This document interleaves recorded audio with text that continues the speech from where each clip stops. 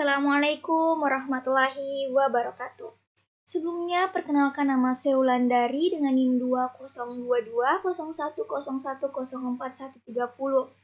Jadi, di sini saya akan melakukan uji T, tapi sebelum itu saya akan melakukan pertama adalah uji normalitas masing-masing kelompok data, kemudian kedua saya akan melakukan uji homogenitas untuk menentukan uji T yang akan digunakan, dan selanjutnya yang terakhir uji T 2 sampel independen.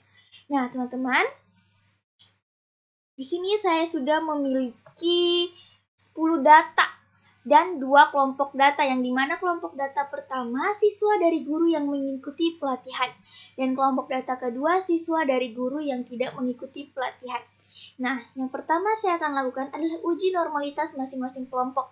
Nanti saya akan membagi menjadi 2 kelompok data untuk menguji masing-masing normalitasnya, apakah datanya dia berdistribusi normal atau tidak. Nah, jadi uji normalitas dengan menggunakan Kolmogorov-Smirnov ini dilakukan pada data tunggal yang mana sebelumnya dioperasikan datanya harus diurut dari terkecil terbesar. Jadi kelompok data pertama ini tadi acak-acakan nilainya, kemudian saya pindahkan ke sini dan mengurutnya menjadi data yang terkecil ke terbesar untuk melakukan uji normalitas. Nah, kemudian langsung dihitung frekuensinya.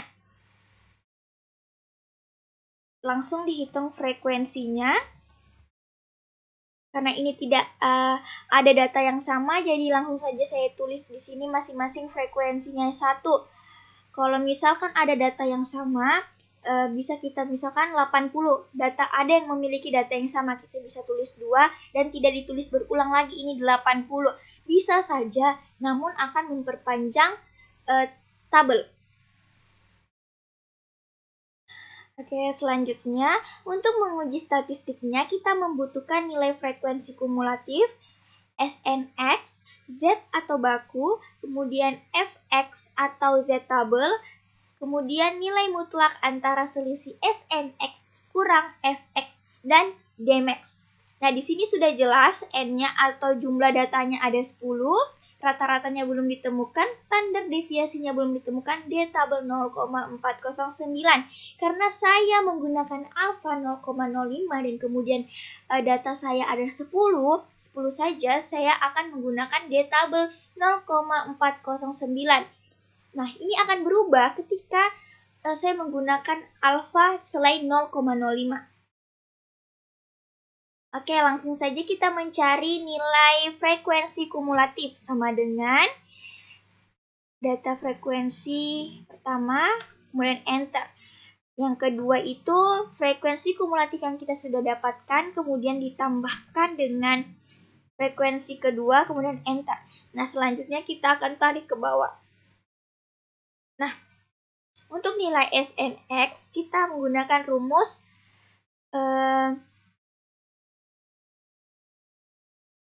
frekuensi kumulatif dibagi dengan nilai N.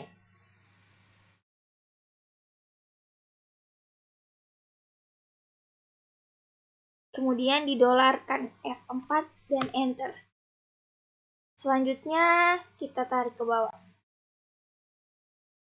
Untuk nilai Z ini kita membutuhkan informasi lagi terkait rata-rata dan standar deviasi. Nah, kita dapatkan dari tabel di sampingnya Fx. Jadi kita untuk menentukan Fx ini kita menggunakan rumus buka kurung sama dengan rumus buka kurung F dikali dengan X.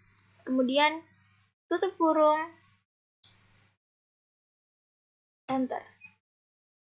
Kemudian tarik sampai ke bawah. Nah, selanjutnya untuk mendapatkan nilai rata-ratanya kita menggunakan rumus sum. Sum.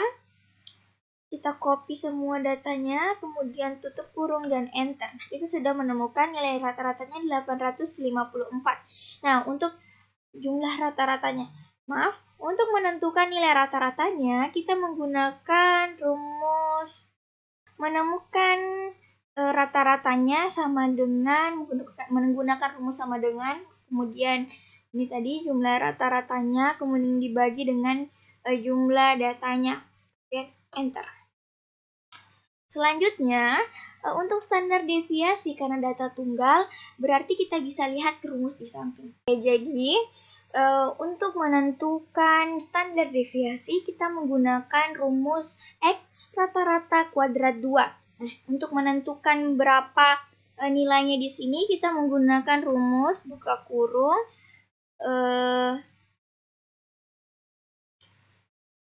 nilai X pertama, kemudian dikurang dengan nilai rata-rata, kemudian tutup kurung kuadrat 2.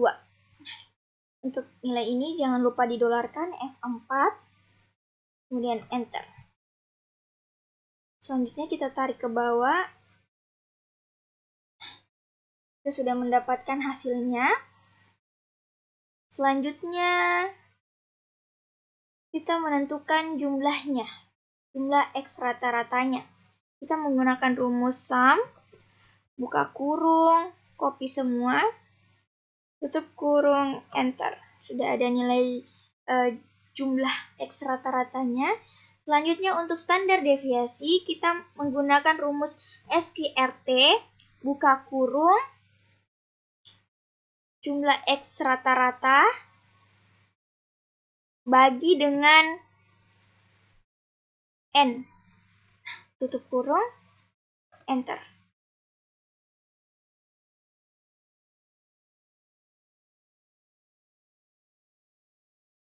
Maaf, tadi ada kekeliruan. Ternyata bukan dibagi dengan rata-rata, tetapi dibagi dengan jumlah data.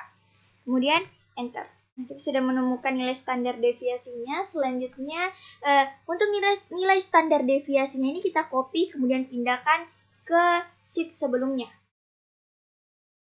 Oke, karena nilainya tadi ini sudah lengkap, N-nya 10, rata-ratanya 85,4, standar deviasinya 3,39, di tabelnya 0,409.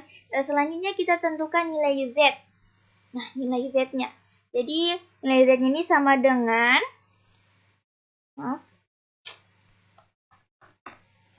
sama dengan buka kurung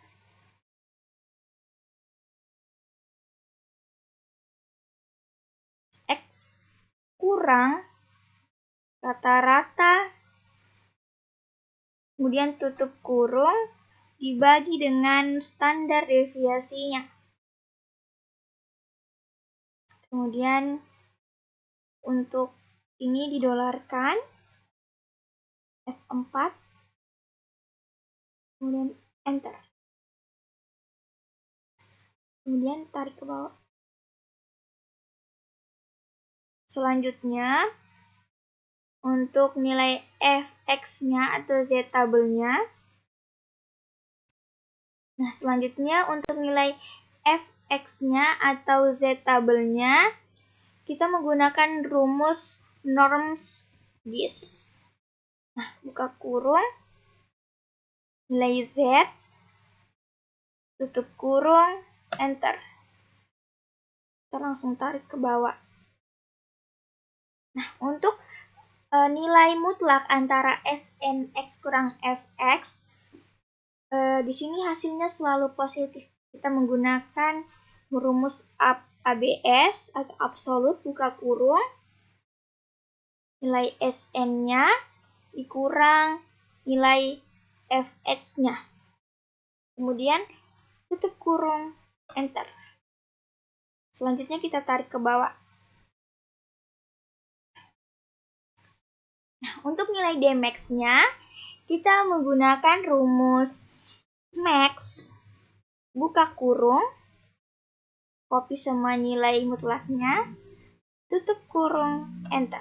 Kita sudah menemukan nilai Dmax-nya, yaitu 0,085102. Nah, kita bandingkan dengan nilai D-tabel. Nah, D-tabel yang kita dapatkan di sini 0,409. Jadi kesimpulannya, Dmax lebih kecil sama dengan D-tabel. Maka H0 diterima, artinya sampel ini berasal dari distribusi normal. Karena Dmax-nya ini 0,085, sedangkan D-tabelnya 0,409, sudah jelas bahwa Dmax ini lebih kecil daripada D-tabel. Nah, maka H0-nya diterima. Artinya sampelnya ini berasal dari distribusi normal. Oke, selanjutnya saya akan menguji normalitas data kelompok yang kedua. Susunannya hampir sama dengan tadi. Saya urutkan dari terkecil ke terbesar. Kemudian untuk data kelompok kedua ini ada yang datanya sama. Saya tidak tulis berulang, tetapi saya tulis frekuensinya jadi 2. Kayak misalkan contohnya data yang 70. Ini dia ada yang sama datanya, tapi saya cuma tulis 1 saja dan frekuensinya saya tulis 2. Dan sama juga seperti 68 ini. Saya tidak tulis berulang. Oke. Jadi caranya juga hampir sama. Pertama kita ke frekuensi kumulatifnya. Jadi sama dengan nilai F yang pertama kemudian enter. Untuk yang kedua, nilai frekuensi kumulatif tadi ditambah dengan nilai F kemudian enter. Nah, selanjutnya kita tarik ke bawah.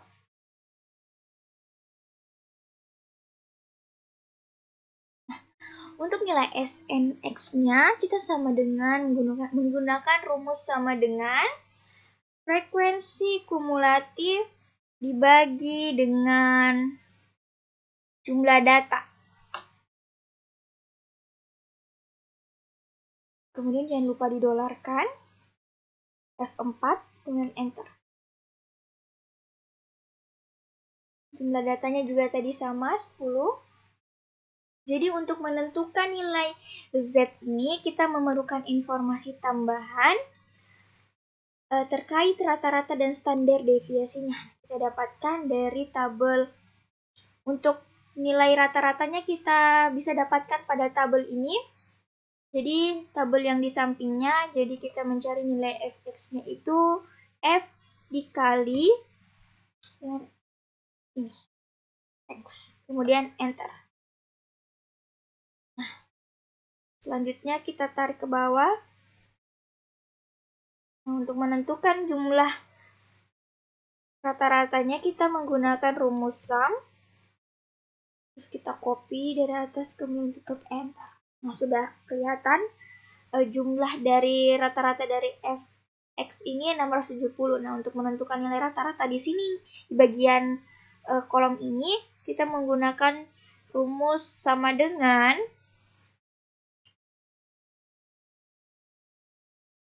jumlah rata-rata tadi dibagi dengan datanya. Kemudian enter. Kita sudah menemukan nilai rata-ratanya. Selanjutnya, untuk menentukan nilai standar deviasinya ada di sheet berikutnya. Di sini kita menggunakan rumus yang sama, yaitu X rata-rata X rata-rata kuadrat 2. Nah, untuk menentukan hasilnya kita menggunakan rumus sama dengan buka kurung X yang pertama, kemudian dikurang dengan,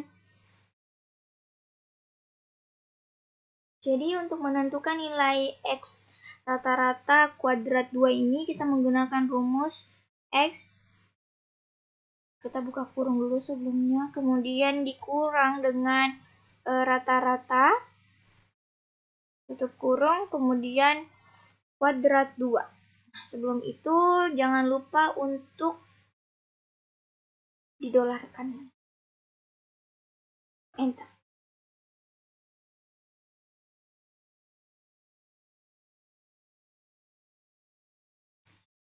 Nah, selanjutnya untuk menentukan jumlah X rata-ratanya kita menggunakan rumus sama dengan sum, buka kurung, tutup kurung, enter. Nah, untuk standar deviasinya kita menggunakan rumus SQRT, buka kurung, jumlah rata-ratanya tadi, kemudian dibagi dengan 10, tutup kurung, enter. Oke, kita sudah menemukan bahwa standar deviasinya 0,97. Kemudian kita pindahkan ke sheet berikutnya. Nah, karena kita sudah menemukan nilai standar deviasinya yaitu 2,97, selanjutnya kita mencari nilai Z atau nilai baku. Nah, kita menggunakan rumus sama dengan buka kurung X kurang rata-rata tutup kurung dibagi dengan standar deviasinya. Jangan lupa untuk didolarkan. Kemudian enter. Selanjutnya kita tarik ke bawah. Nah, untuk nilai fx-nya atau z-tabelnya kita menggunakan rumus norms this. Buka kurung, nilai z-nya, kemudian tutup kurung, enter. Nah, selanjutnya kita tarik sampai ke bawah. Untuk nilai mutlak selisih antara S and X kurang Fx, kita menggunakan rumus sama dengan BS atau absolut, buka kurung, nilai S and X-nya, kemudian dikurang dengan nilai Fx-nya. Tutup kurung, enter. Selanjutnya kita tarik ke bawah. Nah, untuk nilai Dmax-nya kita menggunakan rumus max, buka kurung, kita copy semua nilai mutlak selisih antara S and X dan kurang Fx, kemudian tutup kurung, enter. Kita sudah menemukan nilai Dmax-nya adalah 0,129. Ketika kita bandingkan D-tabelnya 0,409, sudah jelas bahwa Dmax lebih kecil sama dengan D-tabel. Nah, berdasarkan tadi nilai Dmax dibanding dengan D-tabel, sudah jelas ya bahwa Dmax ini lebih kecil dari D-tabel. Nah, jadi interpretasinya yaitu Dmax lebih kecil sama dengan D-tabel, maka H0-nya diterima, artinya sampel ini berasal dari distribusi normal. Nah, oke, baik teman-teman. Jadi kedua data kelompok tadi yang kita uji normalitasnya, ternyata kedua data kelompok tersebut datanya berdistribusi normal.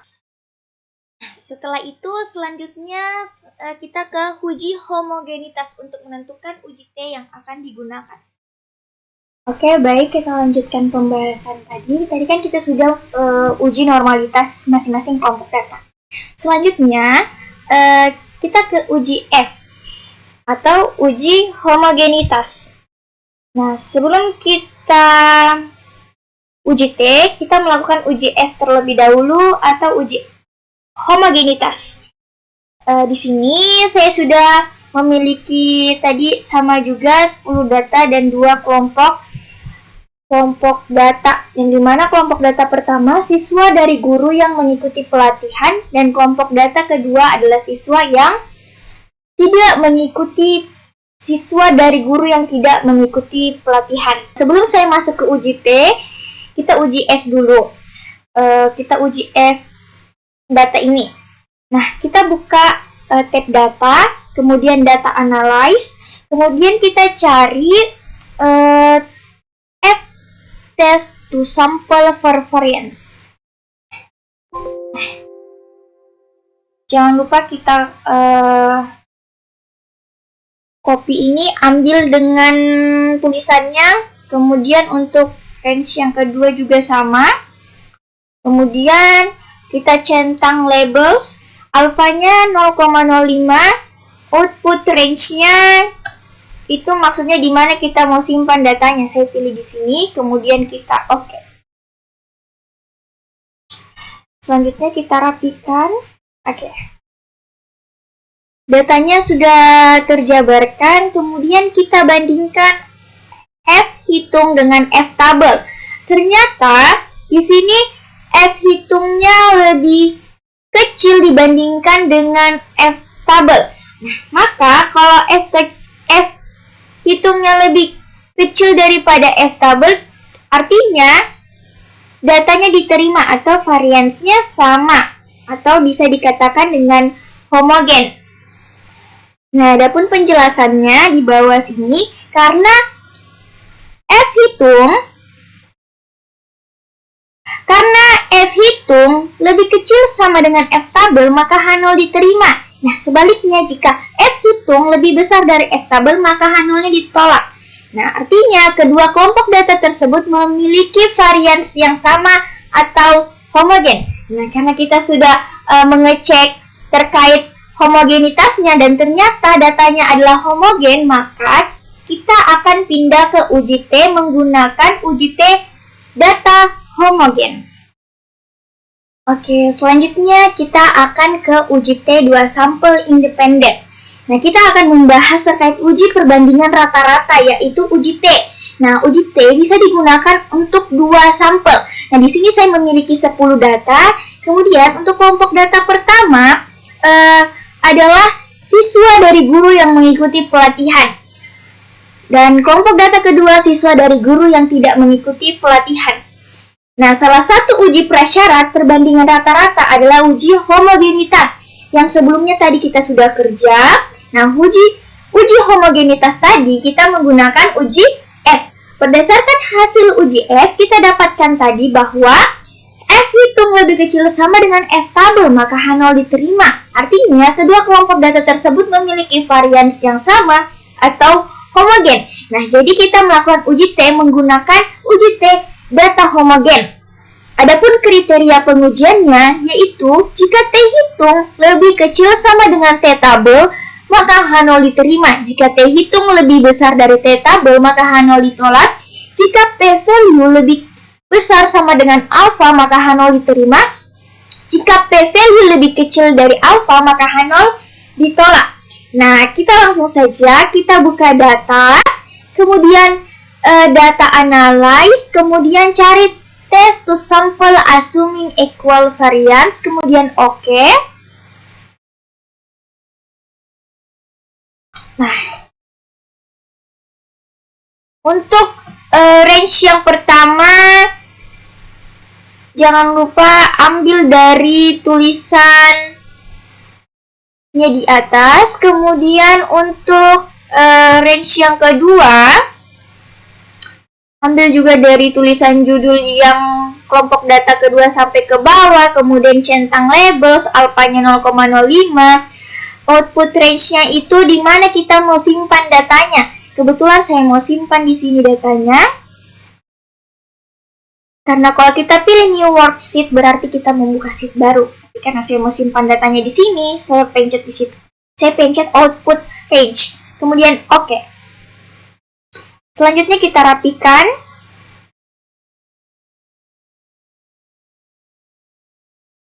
Nah, datanya sudah terjabarkan. Di sini uji T-nya itu sudah kelihatan sebenarnya.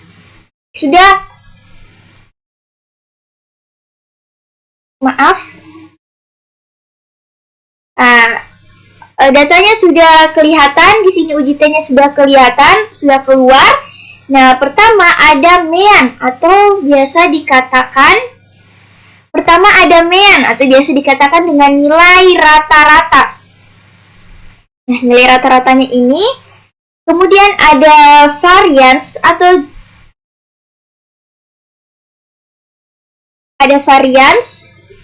salah. Oke, jadi di sini uji T-nya sudah keluar semua, teman-teman, sudah keluar. Salah. Oke, jadi di sini uji T-nya sudah keluar semua. Kemudian di tabel uji T ini ada mean. Nah, mean ini artinya rata-rata, kemudian ada variance, ada observation. Observation ini artinya jumlah data. Nah, yang mengikuti pelatihan jumlah datanya 10 dan tidak mengikuti pelatihan juga sama, jumlah datanya 10. Kemudian Polet variance artinya varians gabungan. Kemudian ada ini tadi hipotesisnya 0, kemudian derajat bebasnya. Nah, derajat bebasnya ini diperoleh dari jumlah data ditambah dengan jumlah data, kemudian dikurang dengan 2, hasilnya 18. Jadi derajat bebasnya ada 18. Nah, sebelum lihat hasil uji T, sebenarnya kita bisa sudah melihat uji statistiknya. Nah, kita bisa lihat ada 2 nilai. Apa sih?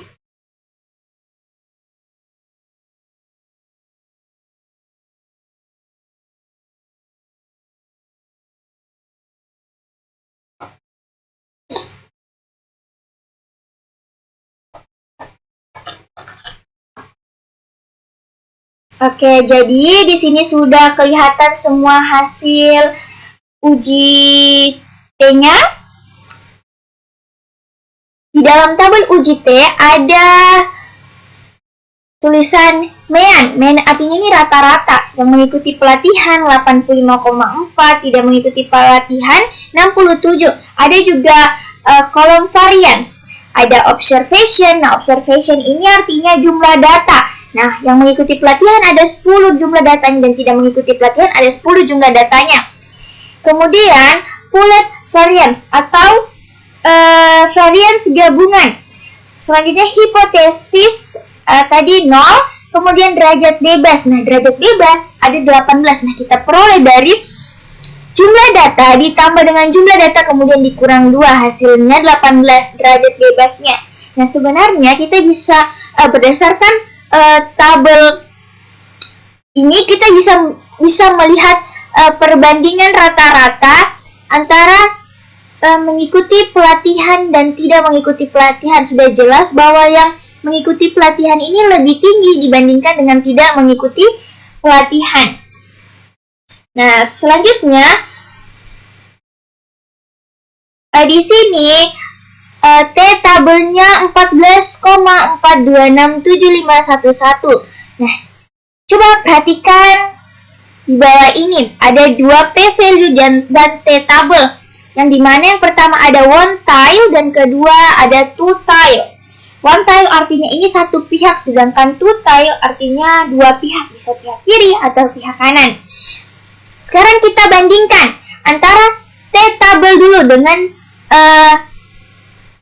T hitung dengan T tabel one tile. Ternyata kita bisa lihat bahwa T hitung ini lebih besar dibandingkan T tabel yang one tile. Berarti kita lihat kriteria pengujiannya. Jika T hitung lebih besar dari T tabel, maka H0-nya ditolak. Selanjutnya kita lihat T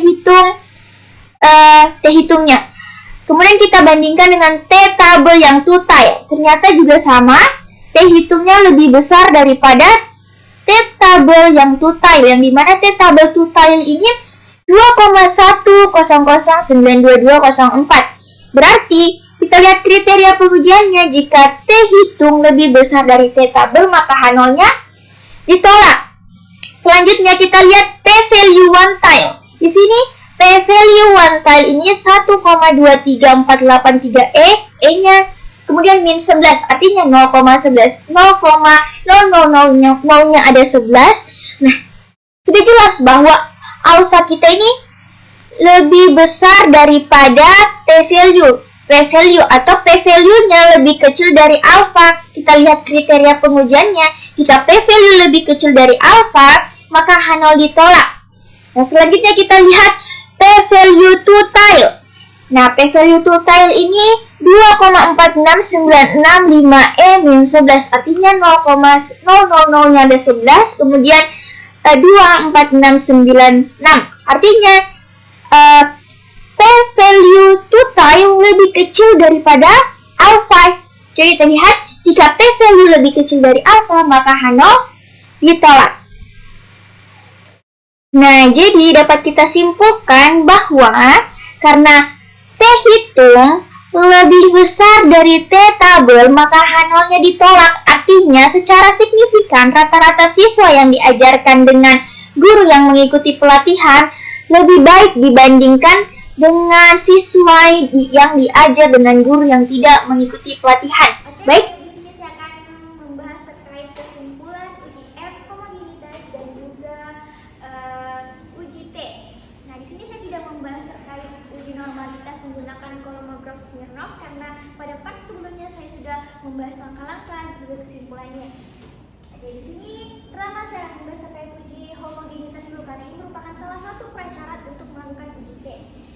Nah, saya menggunakan F-test sample for variance. Saya sudah jabarkan datanya di sini, ada 3 kolom. Untuk kolom kedua yaitu data yang mengikuti pelatihan, dan kolom ketiga data yang tidak mengikuti pelatihan. Perhatikan, untuk kolom data pertama ada mean.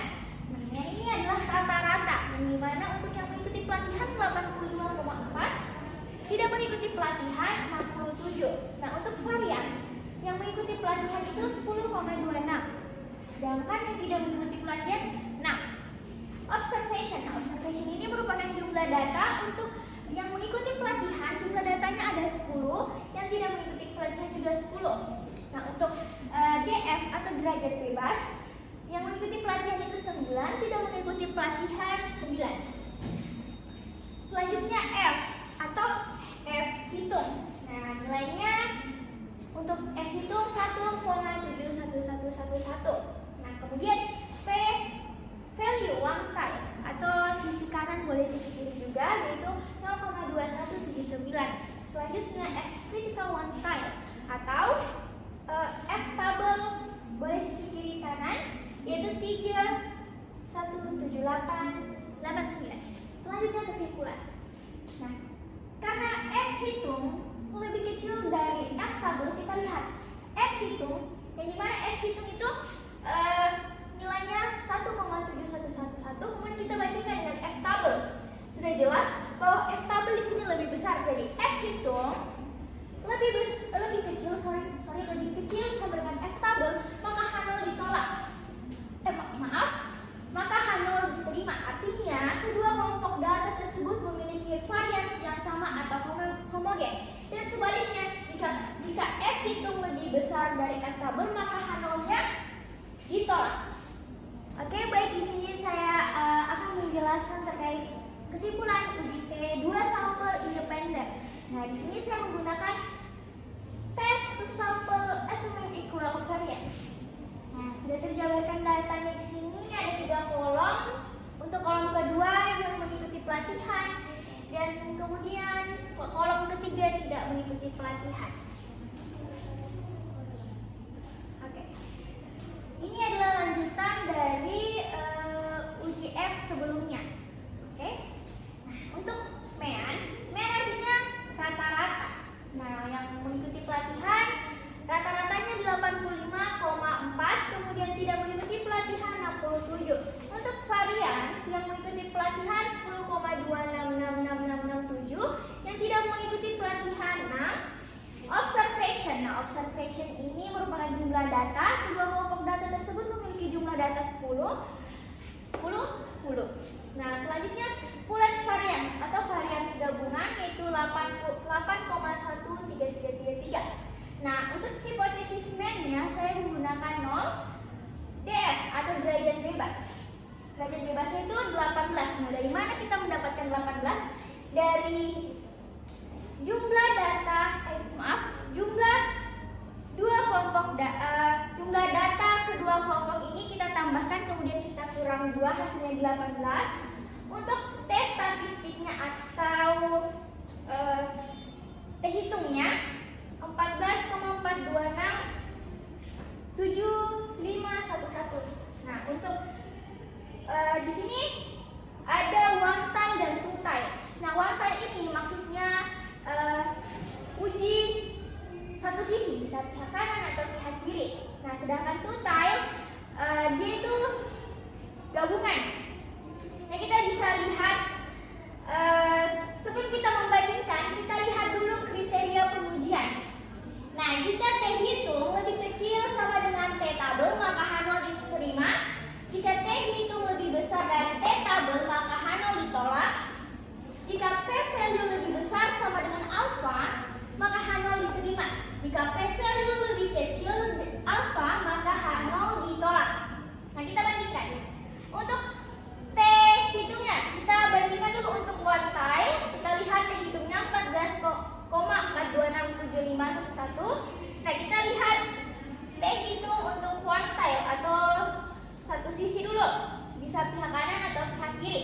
yaitu 1,734063607. Nah, kita bisa lihat kalau di sini T hitungnya lebih besar dari T tabel quantile. Nah, selanjutnya kita lihat P value quantile. Nah, di sini saya menggunakan alpha 0,05. Di sini P value untuk quantile yaitu 1,23483E min 11, artinya 0,00-nya ada 11, kemudian 1,23483. Sudah jelas bahwa lebih besar nilai alpha daripada P value. Berarti P value lebih kecil dari alpha. Kemudian kita lihat lagi T hitung, kemudian kita bandingkan dengan T tabel two-tile atau gabungan. Nah, di sini kita lihat untuk T tabel two-tile yaitu 2,10092204. Sudah jelas bahwa lebih besar T hitungnya. Selanjutnya untuk P value two-tile yaitu 2,46965E min 11, atau 0,0-nya ada 11, kemudian 2,46965. Nah, itu sudah jelas bahwa dia itu lebih kecil dari alfa kita. Akhirnya menemukan kesimpulan bahwa karena T hitung lebih besar dari T tabel, maka H0 ditolak. Maka secara signifikan rata-rata siswa yang diajar dengan guru yang mengikuti pelatihan lebih baik dibandingkan dengan siswa yang diajar dengan guru yang tidak mengikuti pelatihan. Baik, itu saja yang dapat saya sampaikan. Bila ada salah kata mohon dimaafkan. Wabillahi taufiq wal hidayah. Wassalamualaikum warahmatullahi wabarakatuh.